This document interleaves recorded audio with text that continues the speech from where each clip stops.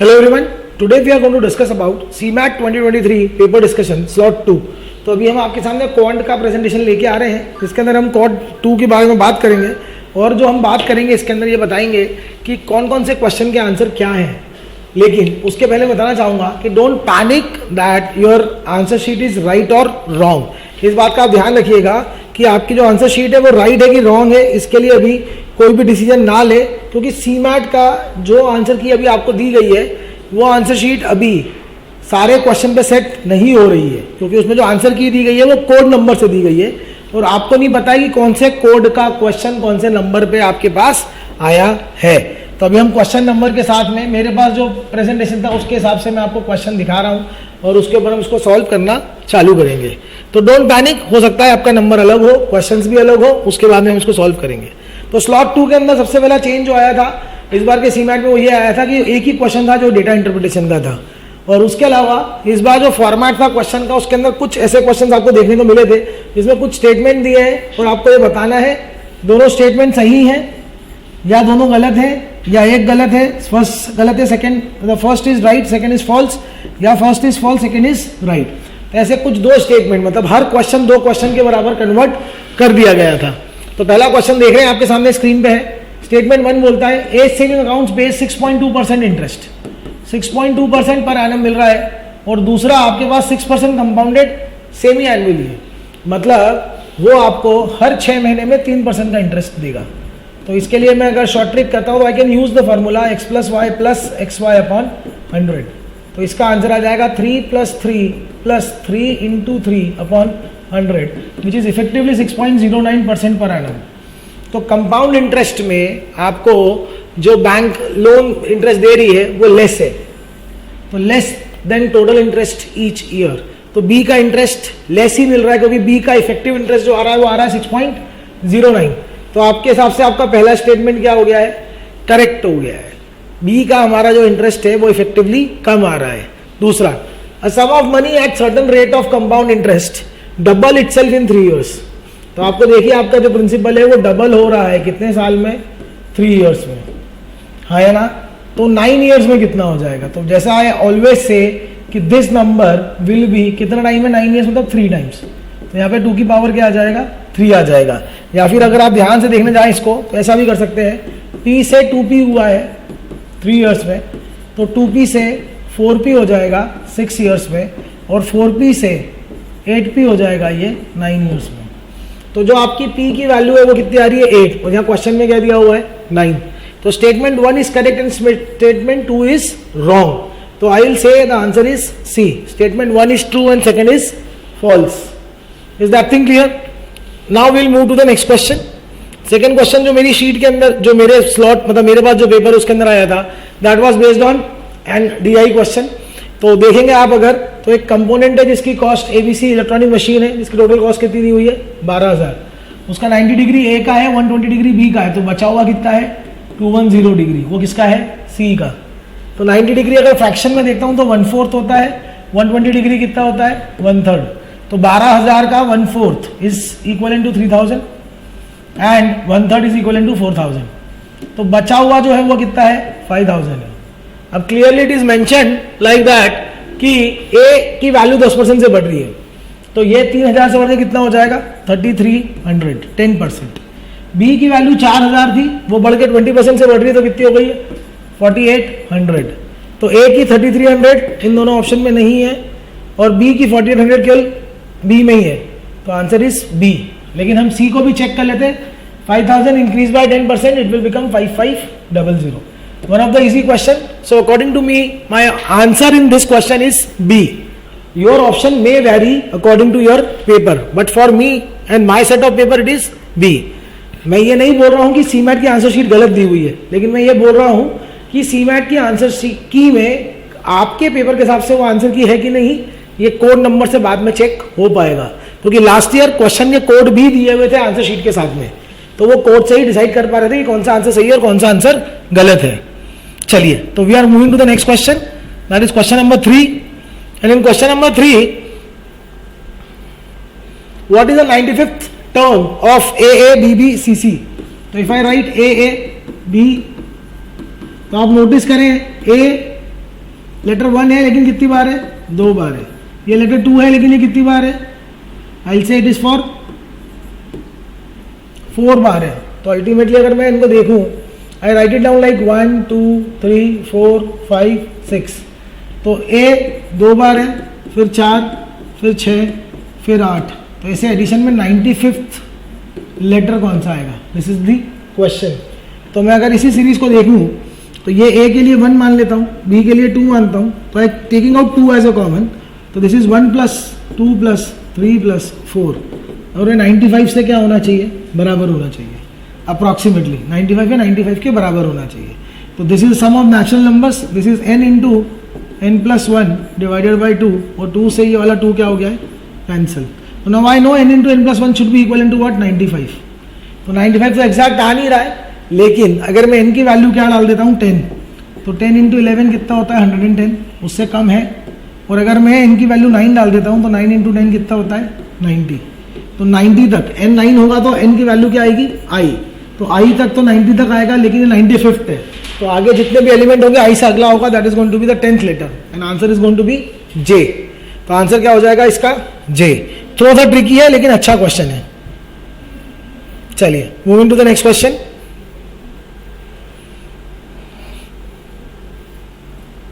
The CP of 320 web cameras is equal to CP of 400 web cameras. क्या बोल रहे हैं यहाँ पे ये कि SP of 320 cameras is equal to CP of 400 cameras.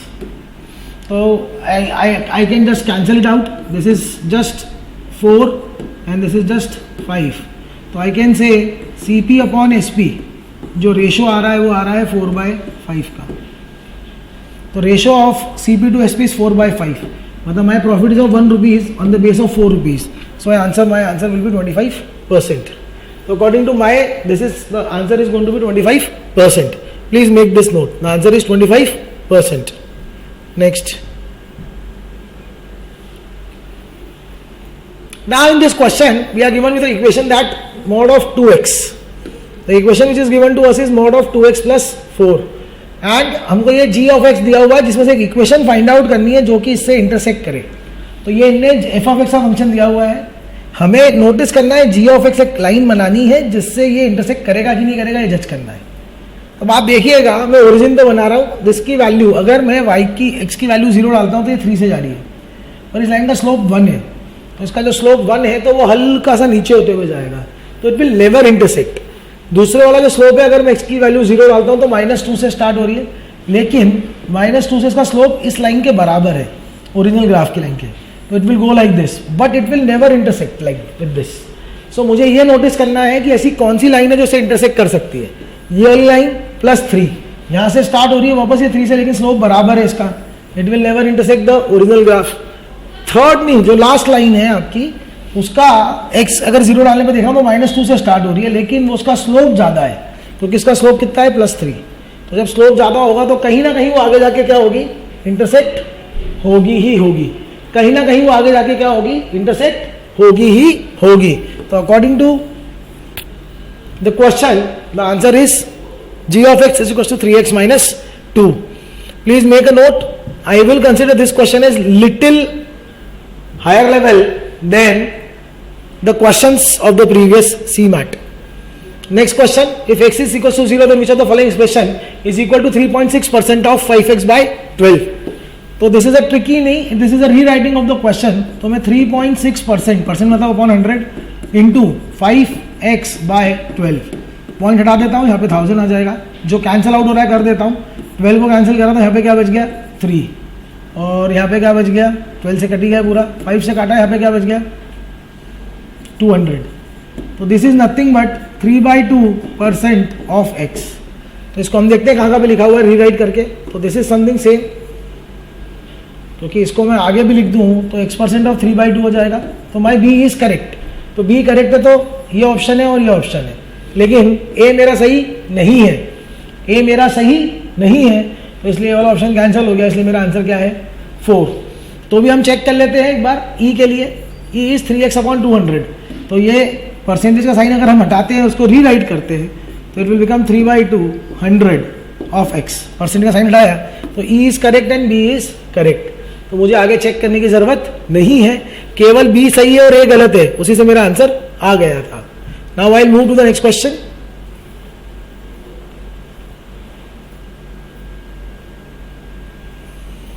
A certain sum of money earns in simple interest for 800 for 2 years.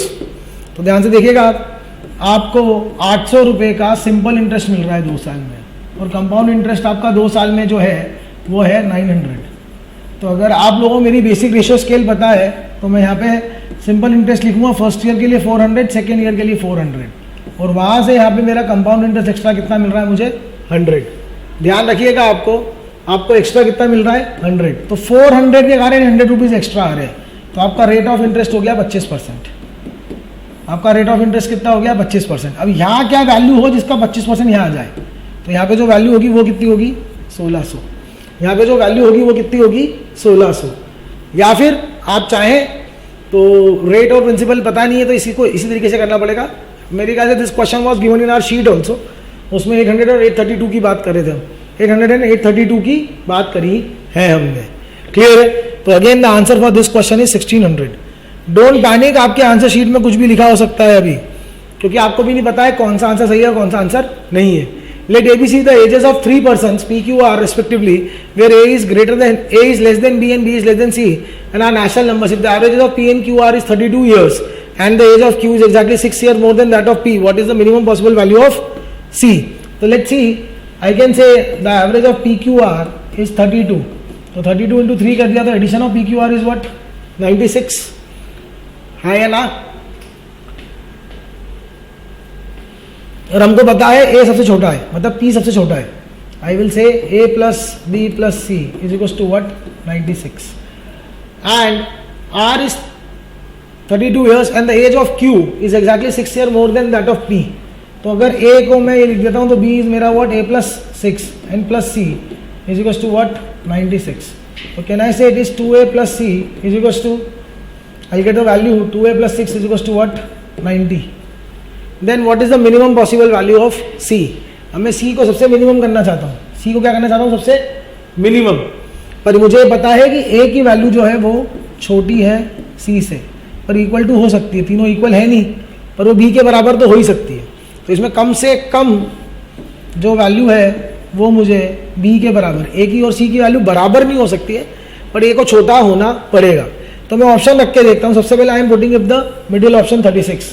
If I minus 36 from 90 what I get 2a is equals to 90 minus 36. तो 90 minus 36 करेंगे तो value क्या बचेगी हमारे पास में 6 में से 0 में से 6 गए तो बचा 4 और 8 में से 3 गए तो क्या बचा 5 54. तो a की वैल्यू 54 बच रही है. अगर a की वैल्यू 54 है तो b की वैल्यू कितनी हो जाएगी आपकी 60, और 60 के साथ में c की वैल्यू 36. तो पॉसिबल नहीं है क्योंकि b से हमें उसको बड़ा चाहिए. नहीं, a की वैल्यू आई 27, b की वैल्यू आई 33 और c की वैल्यू जो आ रही है वो आ रही है आपकी कितनी 36. तो दिस इज पॉसिबल, यस और no? This is possible. An addition of this 3 is 96. पर अभी हम चेक करते हैं उससे छोटी वैल्यू पॉसिबल है क्या, क्योंकि c की मिनिमम पॉसिबल वैल्यू पूछी है. तो इससे छोटी रख के देख लेता हूँ एक बार. मैं 32 रख के देख लेता हूँ. Now I am putting the value as 32. तो 32 के लिए अगर मैं सॉल्व कर रहा हूँ तो c को यहाँ पे लाके माइनस 32 करेंगे तो यहाँ पे बच जाएगा हमारे पास केवल 32. तो 2a है, सॉरी माइनस 90 में से 32 माइनस करेंगे तो 60 58. तो a की वैल्यू आ जाएगी आपके पास में that will come down to 29. तो a 29 है तो b आपका कितना हो गया दूसरे केस में 35, और c अपन ने कितना माना है 32. तो ये तो पॉसिबल नहीं है. तो मेरा आंसर या तो b होगा या a होगा.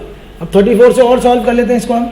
90 माइनस 34 कर रहा हूँ मैं. 90 minus 34 that is equal to 60. 60 में से 4 गए तो क्या बचा 56. तो a की वैल्यू आ गई है 28, b की आ जाएगी कितनी 34, और c उसके बराबर हो सकता है. ऐसा कहीं नहीं लिखा है कि c उससे बड़ा होना जरूरी है. c b के बराबर भी हो सकता है. तो इसलिए इसका आंसर क्या होगा 34. The correct answer for this question is 34. Little calculative लेकिन but could be solve very easily. Option दिए इसलिए आसान हो गया था पिछला question, otherwise it would have been become difficult. अब इस क्वेश्चन में देखिए आप, this question is based on speed time and distance Ravi walks from his house at a speed of 5 km per hour and reaches the college 10 minute late. तो आप देखिए पहली बार वो स्पीड कितनी है उसकी 5 और दूसरी बार उसकी स्पीड कितनी है 6. तो जैसा जो स्पीड का रेशो होता है उसका इन्वर्स किसका रेशो होता है, टाइम का. तो इस केस में टाइम का रेशो हो गया 6 और 5. गैप कितने का है 1. एक बार वो लेट है और एक बार वो अर्ली है, तो ये डिफरेंस है ये कितने के बराबर हो गया 14. तो ये कितने के बराबर हो गया 70. तो अगर डिस्टेंस निकालना है तो this is 6 kilometre per hour speed है, ये मेरा 70 मिनट्स टाइम है. तो 6 × 70 डिवाइडेड बाय 60, इसको मैं काट देता हूँ तो मेरा आंसर आता है 7 किलोमीटर. लेकिन यहाँ पे क्या बोल रहा है 7.5. तो ध्यान रखिएगा फर्स्ट स्टेटमेंट मेरा क्या हो गया है फॉल्स. पहला स्टेटमेंट क्या है मेरा फॉल्स. तो अगर आप ऑप्शन भी देखेंगे तो ध्यान से देखिएगा, ये वाला ट्रू है, ये हो सकता है, ये तो मेरा हट ही गया ऑप्शन में से और ये भी हट गया है. अब सेकंड को चेक कर लेते हैं, उससे हमें पता चल जाएगा. Amit is 2 integer 1/3 times fast as Babita. Amit के बारे में क्या बोला गया है, अमित इज 2 इंटीजर 1/3. 2 इंटीजर 1/3 कितना होता है 3 2 6 + 1 7 7:3. ये अमित है और ये बबीता है. अब इन दोनों के बीच में 80 मीटर का वो दिया गया है गैप. तो रेशो में डिफरेंस कितने का है 7 और 3 में 4 का. 4 कितने के बराबर है 80. तो अमित कितना ट्रैवल करेगा 140 और ये कितना ट्रैवल करेगा 60. तो एग्जैक्टली 140 मीटर आ रहा है जो कि इसमें बोला गया है. जो रेस का पोस्ट है वो 140 मीटर दूर लगाना पड़ेगा. ऐसी शॉर्ट ट्रिक सीखने के लिए आपको शायद मुझे मेरा बेसिक एक बार अटेंड करना पड़े, उसके बाद में शॉर्ट ट्रिक से आप जल्दी कर सकते हैं. तो second is true and first is false. तो अल्टीमेटली मेरा आंसर हो गया है 4 इस क्वेश्चन के लिए. मेरा आंसर क्या हो गया क्वेश्चन नंबर 4 इस क्वेश्चन के लिए. चलिए आगे चलते हैं हम नेक्स्ट क्वेश्चन पे. नेक्स्ट क्वेश्चन जो है यहाँ पे है वो है आपका अगेन स्टेटमेंट के ऊपर कुछ क्वेश्चन दिया हुआ है. Distinct said letter what's possible using the letter of the word syllabus if the word chosen at random then it is 1/4. Statement 1, सबसे पहले देखिए 8 लेटर वर्ड बनाना सिलेबस, उसके परमुटेशन कॉम्बिनेशन लगा लें क्योंकि प्रोबेबिलिटी की बात कर रहा है. तो सिलेबस में कितने वर्ड्स हैं 1 2 3 4 5 6 7 8. तो टोटल मिला के 8 फैक्टोरियल आएगा. लेकिन उसमें से 2 L है और 2 S है, तो इसलिए आएगा 2 फैक्टोरियल और ये 2 फैक्टोरियल. ये अपना फिक्स हो गया है. उसके अंदर probability that word contains 2S together. तो 2S टुगेदर के लिए हम क्या करेंगे 7 factorial upon 2 factorial. This is going to be my answer. तो फेवरेबल केस हो गया 7 फैक्टोरियल और डिवाइडेड बाय व्हाट 2 फैक्टोरियल. तो एक 2 फैक्टोरियल से 2 फैक्टोरियल कैंसिल, ये दूसरा वाला कहाँ गया ऊपर. अब आपके पास बचा क्या है 1/8 और ऊपर में 2, तो काट के क्या हो गया 1/4. तो my first statement is correct. तो पहला स्टेटमेंट करेक्ट है तो या तो ये आंसर हो सकता है या फिर ये आंसर हो सकता है. Statement 2, the probability the word begins and ends with L is 28. तो सैंपल स्पेस तो सही है मेरा 8 फैक्टोरियल और ये नीचे वाला 2 फैक्टोरियल इंटू 2 फैक्टोरियल ऊपर ले आया मैं 2 फैक्टोरियल इंटू 2 फैक्टोरियल. अब L से एंड होगा तो अल्टीमेटली क्या हो जाएगा ये 6 फैक्टोरियल आ जाएगा. बीच में 6 लेटर बचे हैं L आगे पीछे आएंगे तो, और उसके बाद में डिनोमिनेटर में एक 2 फैक्टोरियल और आएगा क्योंकि डबल S है इसके अंदर. तो अगर हम इसकी काटापीटी कर देते हैं 2 फैक्टोरियल से 2 फैक्टोरियल कैंसिल हो गया. 6 फैक्टोरियल काट देंगे तो ऊपर बचेगा 2/7 × 8 और ये कैंसिल हो गया 4 आ गया तो 1/28. तो इसकी भी प्रोबेबिलिटी अगर हमारे क्वेश्चन में यस इट इज ऑल्सो 1/28. तो सेकंड स्टेटमेंट भी क्या है हमारा ट्रू. तो हमारा राइट आंसर हो गया A. Statement 1 and statement 2 are true. मैं फिर से बोल रहा हूँ don't panic with the answer given with the question number in the answer sheet right now response sheet, क्योंकि वो रिस्पॉन्स शीट के कोड्स के हिसाब से आंसर दिए हुए हैं जो कि अभी तक किसी को कंफर्म नहीं है कि आपके पेपर में कौन सा पेपर में क्वेश्चन नंबर है वो. Please make this note. And one more announcement, if you want to join our WhatsApp group for regular updates about CMAT, the link is given below in the description and you can join that WhatsApp group for further more information. So moving to the next question, we are having the next question. A train is running at 18 km per hour and crosses a mark of a platform in 9 seconds. Crosses a mark of platform in 9 seconds. और दूसरी बार है second takes 25 seconds to cross the platform. तो पहली बार जब वो platform पे mark को cross कर रहे हैं तो उस टाइम हमारा डिस्टेंस क्या था, distance is only the length of the train. और दूसरी बार जब वो प्लेटफॉर्म पार कर रहे हैं तो डिस्टेंस हमारा क्या आएगा, length of the train plus length of the platform. Clear है मेरी बात? Is that thing clear? अब उनने रेशो पूछा है पी और क्यू का, where p is the length of the train and q is the length of the platform. आप समझिए दोनों टाइम स्पीड कांस्टेंट है, और जब भी स्पीड कांस्टेंट होती है D1 upon D2 is equal to T1 upon T2 ratio में, D1 upon D2 is equal to T1 upon T2। तो यहाँ पे लेंथ ऑफ द ट्रेन के लिए हम 9 सेकंड ले रहे हैं, यहाँ पे length of the train plus platform के लिए हम कितना ले रहे हैं 25 सेकंड। तो length of the train upon length of the platform will be 9/16, extra कितने लग रहे हैं 16 सेकेंड। तो आपको मेरी बात समझ में आ गई है। तो डिस्टेंस का रेशियो भी 9/16 में ही होगा, तो इसलिए इसका आंसर आएगा 45/80 और किसी से भी ऑप्शन मैच नहीं हो रहे, केवल डिस्टेंस रेशियो से ही हमने क्या मार्क कर दिया है, यहाँ पे डिस्टेंस को मार्क कर दिया है, क्योंकि speed of the train is constant in all the cases. Moving to the next question now. अभी तक आपके कितने क्वेश्चन राइट गए, एक बार नीचे कमेंट में बिलो मार्क करके हमें जरूर बताएं कि आपके कितने क्वेश्चन राइट हो चुके हैं अभी तक out of 11। What is the probability of getting a sum of 22 or more when 4 dice are thrown. तो 4 डाइस की बात कर रहा हूं, तो नीचे क्या आएगा 6 × 6 × 6 × 6, नीचे 6 × 6 × 6 × 6 आएगा। ऊपर क्या आएगा, तो ऊपर I need to count 22 count करना है, 23 काउंट करना है, 24 काउंट करना है। 25 is not possible from 4 dice, तो 24 को जो मेरे को काउंट करना है, तो 24 के लिए एक ही केस है, that is all 6। Please make a note, it is only one case possible, all 6। 23 के लिए 6 6 6 और 5, इसके लिए कितने केस पॉसिबल है 4। 22 के लिए 2 केस पॉसिबल है, थोड़ा सा आप इलैबोरेटली देख लें, 6 6 6 और 4, दिस इज 22, और इसके लिए टोटल मिला के 4 केस पॉसिबल है, और दूसरा है 6 6 5 5, और इसके लिए आपके टोटल मिला के केस जो पॉसिबल होंगे, that is going to be 4 factorial divided by 2 factorial into 2 factorial, and that is equal to nothing but 6। तो 6 4 10 और 5 15 केस मेरे लिए फेवरेबल है, और 15 केस जब मेरे लिए फेवरेबल है तो ऊपर बचा 5 और नीचे क्या बच गया 2। तो 6 6 6 216 216 इंटू 2 इज 432, तो माई आंसर इज ए 45/432। थोड़ा ध्यान रखिए और थोड़ी सी प्रैक्टिस बढ़ाइए। सीमैट का पेपर इस बार और टफ हो चुका है, अगर आप कॉम्पीट करना चाहते हैं सीमैट की किसी भी कॉलेज के लिए, तो आपको प्रैक्टिस बहुत अच्छे से करनी है और एक अच्छे इंस्टीट्यूट से प्रिपेयर करना पड़ेगा, क्योंकि इस बार शॉर्ट ट्रिक बहुत ज़्यादा काम आ रही है। The ratio of sons age to the father age is 1:5 and their product of ages is 245। तो मैं मान लेता हूँ सन की एज x से, फादर की एज कितनी हो गई 5x, and that is equal to 245। अगर मैं 5 से कैंसिल करता हूँ होता है 49, तो x की वैल्यू आ गई 7, x की वैल्यू कितनी आ गई 7। इससे मुझे मालूम पड़ गया कि इसकी एज 7 है और इसकी एज कितनी है 35। एंड आफ्टर 9 ईयर्स, 9 साल बाद 7 और 9 कितना होता है 16, और 35 और 9 कितना होता है 44। क्या इनका रेशियो 3:5 है? Sorry no. तो पहला स्टेटमेंट क्या हो गया मेरे लिए wrong, first statement is wrong. Looking at the second statement, a milkman add 30 litre of water to 70 litre of milk, मतलब उसके पास में 70 लीटर और 30 लीटर 7:3 के रेशियो में मिल्क और वाटर है। उसमें से उसने क्या करा है 1/5 बेच दिया है, तो बचा कितना है मेरे पास 80 में 56 लीटर अभी भी मिल्क है 7:3 के कारण, और 24 लीटर क्या है उसके अंदर water. And then he added the water, then 20 equal quantity कितनी मिला दी वाटर की, तो रेशियो कितना आ गया 56 और 44। 4 से मैं कैंसिल कर देता हूँ, तो ये क्या हो जाएगा 4 से जाएगा 1 4, और यहाँ पे क्या आ जाएगा 11। तो क्या ये 28 और 72 के बराबर आ रहा है? ये भी 4 से कैंसिल कर देता हूँ, 7 और 18, क्या ये इक्वल है? No, it is not equal. वैसे भी आप देखें तो ऐसा भी सोच सकते हैं कि पहले 30 लीटर मिलाया आपने और बाद में 20 लीटर मिलाया आपने, 1/5 कितने के बराबर है 20 के। तो अगर मैं टोटल भी मिला दूंगा तो रेशो पानी का ज़्यादा नहीं आ सकता है, वॉट मिल्क का ही ज़्यादा होगा, पानी का रेशो ज़्यादा नहीं आ सकता है। क्लियर है मेरी बात? इसलिए दूसरा स्टेटमेंट भी रॉन्ग है, तो इसके लिए हमारा आंसर होगा both statement 1 and 2 are false. This is going to be my answer. चलिए, now moving to the next question of the paper, that is we are moving to the 14th question.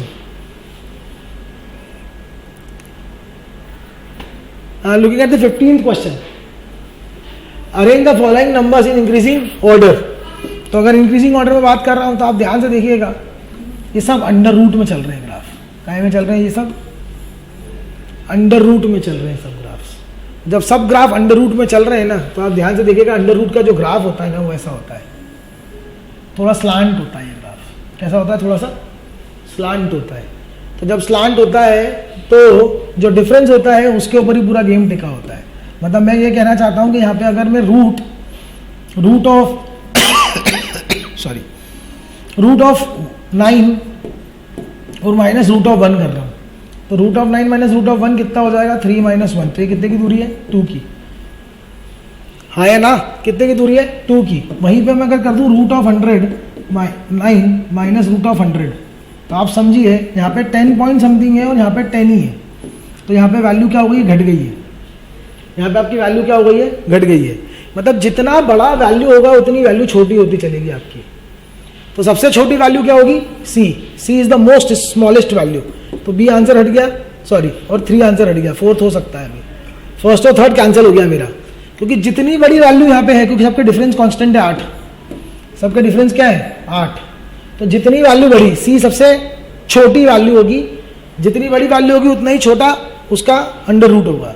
सी के बाद में second value क्या आएगी? D. तो C D तो सही है। उसके बाद में क्या आएगा हमारे लिए? ए। तो सी डी ए बी। तो आंसर इज 4th। आप इसको सॉल्व करने की कोशिश करेंगे तो शायद आंसर नहीं ला पाएंगे। आप समझिएगा जो मैं बोलना चाह रहा हूँ, रूट 9 माइनस 1 में भी 8 का डिफरेंस है और रूट 108 माइनस 100 में भी 8 का ही डिफरेंस है। लेकिन जैसे जैसे वैल्यू बढ़ रही है वो डिफरेंस में वैल्यू छोटी होती जा रही है। तो डिफरेंस में वैल्यू छोटी हो रही है, इसलिए सी सबसे छोटी वैल्यू होगी। Please make this note, this is a logical question, not a mathematical question. अगर आप फॉर्मूला लगा के सॉल्व करने की कोशिश करें तो शायद आंसर ना ला पाए। चलिए आगे चलता हूं मैं नेक्स्ट क्वेश्चन पे। What is the area of an equilateral triangle whose incircle radius is r? तो अगर मैं ध्यान से देखूं तो area of triangle is given by small r into s. Small r is the incircle, जहां पे उसकी वैल्यू कैपिटल R से रिप्रेजेंट करी गई है। अब मुझे केवल s की वैल्यू निकालनी है। s क्या होता है? s is nothing but 3a/2 perimeter, that is 3a/2। और इसमें a की जो वैल्यू होती है, अगर आप देखें तो small r is equals to a/2√3। तो जो a की वैल्यू हो गई वो r/2√3। तो this is nothing but r into 3/2 into r into 2 और √3। तो 2 से 2 कैंसल। तो आंसर इज 3√3 कैपिटल R का स्क्वायर, क्योंकि मैंने स्मॉल r टर्मिनोलॉजी से लिया था। तो answer is going to be आपका D. D is going to be your correct answer. आ रही है आपको मेरी बात समझ में? D is going to be your correct answer. 3 pipes PQR fill a triangle in 6 hours। शायद ये क्वेश्चन तो मेरी शीट का ही है। PQR क्वेश्चन नंबर 42 है हमारी शीट के अंदर। इन 6 hours and after working it for 2 hours together। तो P plus Q plus R कितने घंटे काम कर चुके हैं? 2। R is closed। Now P plus Q is finishing the remaining work in 7 hours। समझिएगा आप, 6 में से 2 घंटे काम हो चुका है। 6 में से 2 घंटे काम हो चुका है, तो इस 6 में से 2 को माइनस कर दो। तो 4 times of P plus Q plus R is equal to 7 times of P plus Q। तो अगर इसको मैं सॉल्व कर लेता हूँ तो 4 टाइम्स जाके माइनस हो जाएगा, it will become 3 times of P plus Q and that is equal to 4 times of R। तो एफिशिएंसी अगर मैं निकालता हूँ तो P प्लस Q की एफिशिएंसी हो जाती है 4 और R की हो जाती है 3। तो आप ध्यान रखिएगा, अब आप इस क्वेश्चन में P प्लस Q की एफिशिएंसी कितनी है मेरी? 4 और R की कितनी है? 3। तो टोटल मिला के एफिशिएंसी कितनी हो गई? 7। तो टोटल मिला के वर्क है 42 और ये पूछा है R अकेला कितने दिन में करेगा। तो R अकेले की एफिशिएंसी है 3 and my work is 42। 42 divided by 3 is 14। तो इन 14 hours C alone can finish this job. Moving towards the end of the paper, there are 3 questions left and we are moving towards it. The next is the number of integers for which n square plus 96 is a perfect square। तो आप ध्यान से देखिएगा, n square plus 96 is equals to a square। ये एक format होता है। अब मैं इसको अगर रीराइट कर देता हूँ तो my answer will become a square minus n square is equals to 96, है ना। तो जब भी डिफरेंस ऑफ स्क्वायर्स के ऊपर हमें एक निकालना होता है क्वेश्चन, तो हम क्या करते हैं, इसको सबसे पहले चेक करते हैं 4 से डिविजिबल है कि नहीं। तो this is divisible by 4, yes. तो क्या आ रहा है आंसर? 24। अब आप कुछ भी मत करिए, 24 को 2 नंबर का प्रोडक्ट लिखने की कोशिश कीजिए। तो 1 into 24 is possible, 2 into 12 is possible, 3 into 8 is possible and 4 into 6 is possible. इसका रिवर्स करेंगे तो 6 क्या हो जाएगा आपके लिए? सेम हो जाएगा। तो ऐसे कितने तरीके से मैं लिख सकता हूँ इंटीजर्स के लिए? तो टोटल मिला के 4 तरीके से लिख सकता हूँ, लेकिन इसने इंटीजर की बात करी है और n की बात करी है, तो n पॉजिटिव भी पॉसिबल है और नेगेटिव भी पॉसिबल है। तो इसलिए हर 4 सोल्यूशन में कितने सोल्यूशन आ गए? 2 सोल्यूशन आ गए। तो there are 8 number of solution possible for this question. Again a new type of question coming to the variety where we are going to talk about number of integral solution. समझ में आई मेरी बात? अगर आप चाहें तो रख के भी देख सकते हो, कोई बहुत बड़ी बात नहीं है. अगर आप रख के देखेंगे तो आपको शायद क्लैरिटी आ जाएगी. क्लियर है? चलिए नेक्स्ट क्वेश्चन. अगेन स्टेटमेंट के हिसाब से आया है. The number of ways pack of 6 copies of the same book can be into 4 identical boxes where a box can contain as many as 6 books.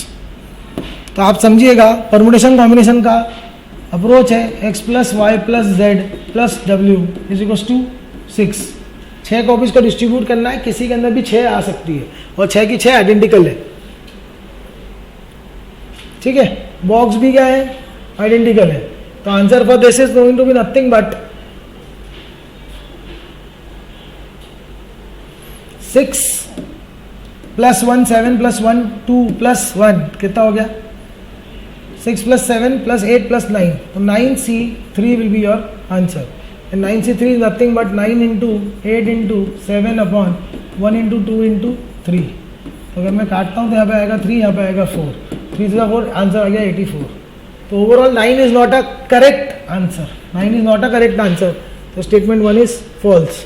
दूसरा, minimum number of student needed in a class to guarantee that there are at least 6 students having a birthday in the same month. तो मैं ऐसा मान लेता हूँ 5-5 बच्चे सारे month के ले लेता हूँ पहले. हाँ है ना? तो अगर 5-5 बच्चे सारे मंथ के आ जाएंगे तो मेरे पास 12 मंथ है. तो 60 is my minimum number. Yes और नो? हाँ है ना? अब जो नेक्स्ट बच्चा आएगा उसके लिए कम से कम एक तो ऐसा होना चाहिए. तो आंसर इज 61. अगर इस लॉजिक से देखें तो आंसर सही है, लेकिन अभी स्टिल इन डिलेमा. अगर सारे बच्चे इसी मंथ के आ गए तो 61 के 61 ही. तो आप क्या करेंगे? तो इस क्वेश्चन के लिए I am not telling that this is the right answer और रॉन्ग आंसर. तो थोड़ा सा कंफ्यूजन अभी इसमें है, बट अगर ऐसा देखा जाए जनरल लॉजिकल रीजनिंग के हिसाब से तो ये आंसर करेक्ट है. क्योंकि 5-5 बर्थडे सब में बराबर डिवाइड हो जाएंगे तो 12 महीने एग्जैक्टली हो गए. जो 61st बच्चा होगा वो ऑटोमेटिकली किसी भी एक मंथ में आएगा. उससे हमारे पास में 61 मतलब 6 बच्चे हो जाएंगे एक मंथ के अंदर. Last question of the paper. इसके अंदर हमको लगता है कि यहाँ पे एक करेक्शन है. It should be 5a into 9 की power b and that is equal to 2025. वैसे भी 2025 एक बहुत यूनिक नंबर है. इट इज 45 का स्क्वायर. इट इज 45 का square. 2025 is a very unique number which is 2025 is a unique number which is 45 का square. तो यहाँ पे आ गया 5 की पावर 2 इंटू 9 की पावर 2. तो इस आइडेंटिफिकेशन से मुझे मालूम पड़ जाता है मेरी a और b की वैल्यू क्या है. a is 2 and b is also 2. तो मुझे वैल्यू निकालनी है a b upon a plus b की. तो 2 into 2 upon 2 plus 2 that is 4 upon 4 and that is equal to 1. अगर ये इक्वल टू लेके सॉल्व करते हैं तो शायद ये क्वेश्चन सॉल्व करने लायक है ही नहीं, या इसका आंसर नहीं आ पाएगा. Please make a note. And guys we are starting with our CMAT 24 batches soon. So please be updated about it. Join our WhatsApp group from the given link below. That's all. Thank you. And we are coming up more with the other parts of slot 1 and all other test papers.